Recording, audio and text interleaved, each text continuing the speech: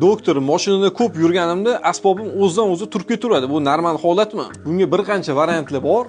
Menimcha siz mashinangizni juda ham qattiq yaxshi ko'rasiz, mashinangizga mehringiz balandligidan har mashinangizni ko'rganda turib ketaveradi. Yoki sizning hayolingiz juda ham biziq, mashinada ham, uyda ham, yo'lda ham yomon narsalarni o'ylab yuraverasiz. Bu narsa yoshga ham bog'liq. Agar siz yoshingiz 18, 20, 25 yosh atrofida bo'lsa, bu oddiy normal holat hisoblanadi.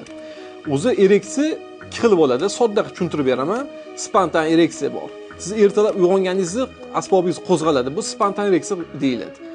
Ko'chada ayol kishini ko'rsangiz, telefonda kino ko'rsangiz, rasm ko'rsangiz va ayol kishi bilan jinsiy yaqinlik qilish paytida qo'zg'aladigan ereksiya bu adekvat ereksiya. Agar siz ertalab uyg'onganingizda jinsiy odatingiz qo'zg'almayaptimi, demak bu qanaqadir xavfli kasallikdan signal bu. Siz vaqtida analiz topshirib, uni oldini olib qo'yishingiz kerak. Agar sizni mashinangizda yurganingizda asbobingiz turyaptimi, demak sizda hammasi zo'r, xavotir olmasangiz bo'ladi. Qaytanga hamma sizga xos qilish kerak.